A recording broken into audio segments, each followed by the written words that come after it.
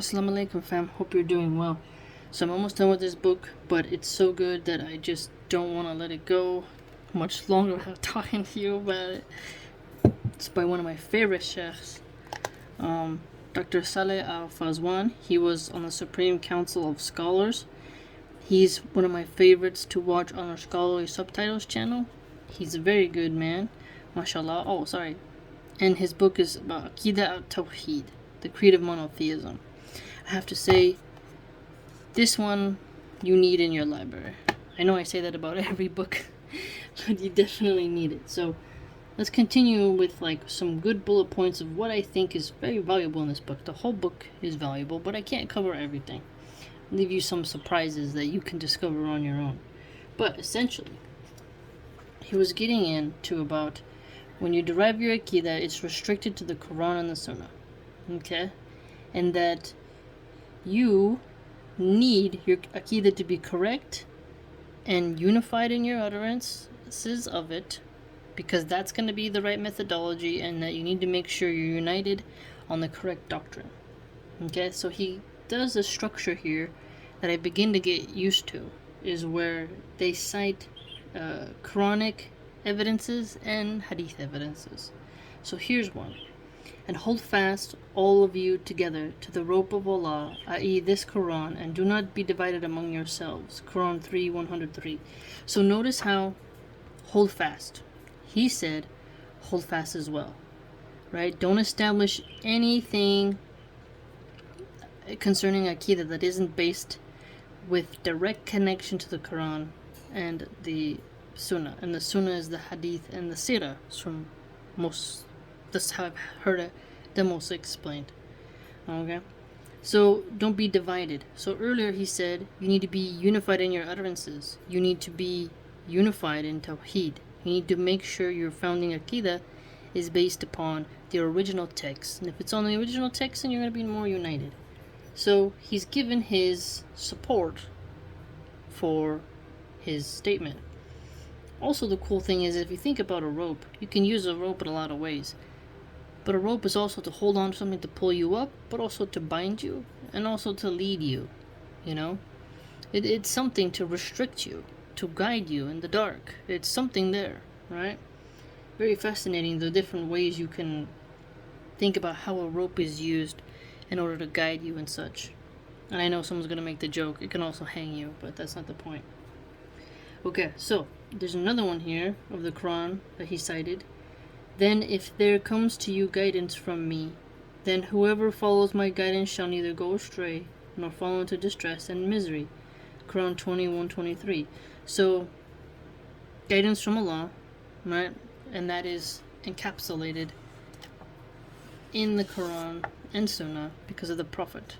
So there was also another one he had here for us, was that Ulmul Kalam, and that was what he called scholastic theology, which intrigued me really uniquely. And then again he reminds us that Aqeedah is belief in creed, and that if you are correct in your Aqeedah, then you won't have any type of veil that's interrupting you from seeing the path to Allah, which is a successful life. So correct Aqeedah prevents any type of veil from blocking you from pursuing and perceiving the straight path. And the straight path is a successful life, right? Path to Jannah, essentially. And that was very powerful as well. So people emphasizing, why is Aqeedah important? Why should we learn it? Well, this noble sheikh, scholar, human being, has really laid it out quite clearly. And that he notes that if you don't have good Aqeedah, you're going to have some problems. Okay? So there's another cool word here that I learned, is that those who stick to the Quran and the Sunnah have been named the Firqatu an-Najiyya, saved sect. Cool. That one, I've heard pious predecessors, I've heard the Four Noble Sheikhs, I've heard different terminologies and such, but this was one that interested me because it was the first time I heard it, right? I've heard Ahl Sunnah wal Jama'ah, but I hadn't heard Firqatu an-Najiyya. Okay? And then it goes into about that very famous hadith further later on about, you know, how many sects will enter into the fire and which one will be saved, right? So he cites a hadith by Imam Ahmad. Yes. It is whoever is upon the like of what I and my companions are upon today.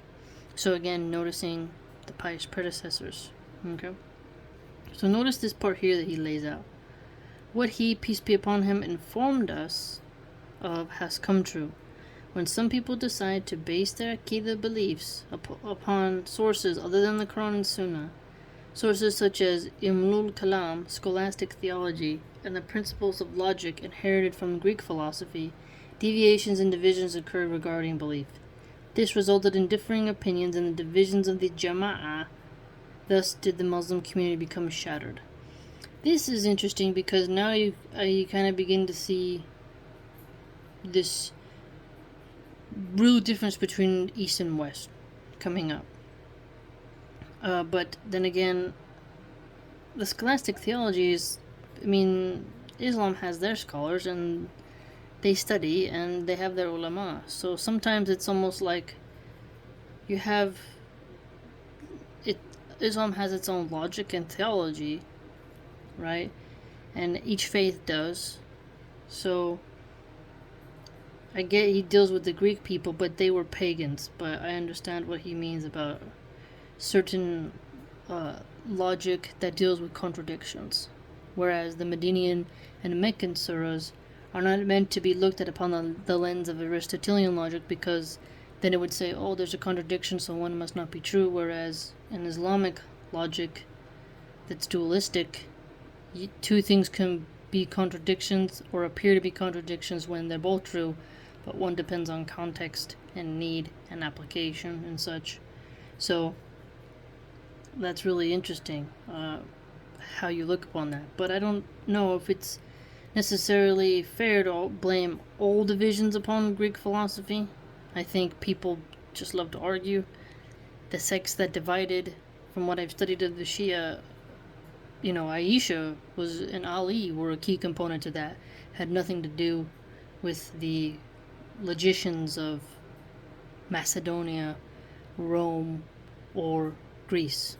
But I get that there's a role they might have played, but at the same time, Muslim scholars and European scholars throughout history were probably, talking a lot and exchanging pamphlets and scrolls, trading, but I think there's a lot of deeper research that can go into that, but I can kind of see where that's coming up from.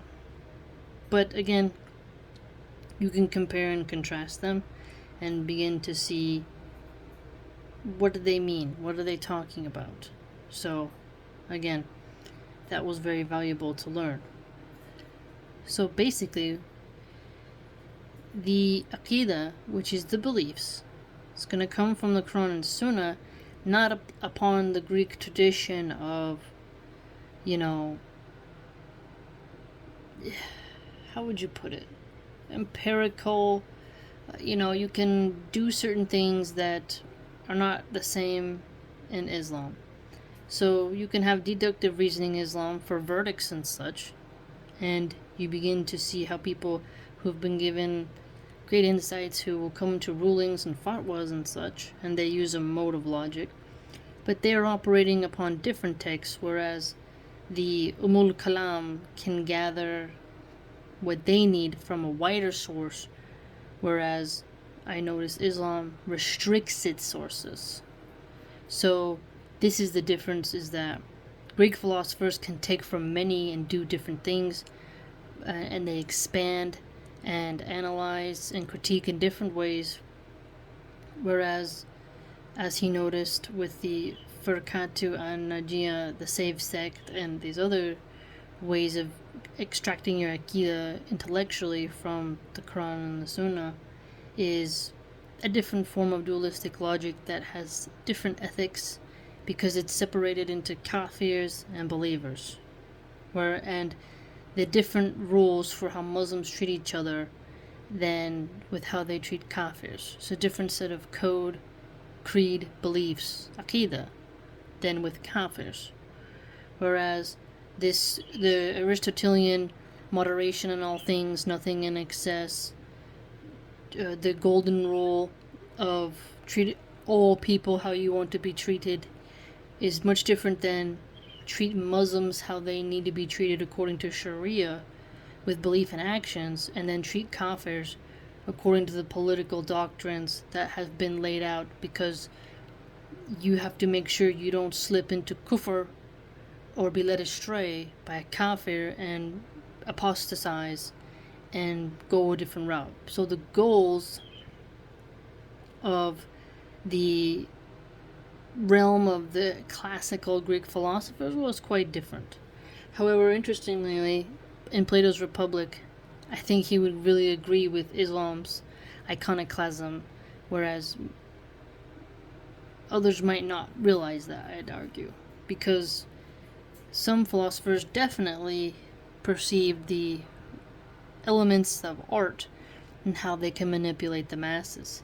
And Plato had his allegory of the cave of certain illusions of perception. I think you could draw some similarities, but there are definitely differences. And I think it comes down to the reasoning strategy and the logical extraction strategy and the material that they work with. So it's quite interesting. So I hope you enjoyed that. It's a great book. MashaAllah, alhamdulillah. Please buy it and watch his videos.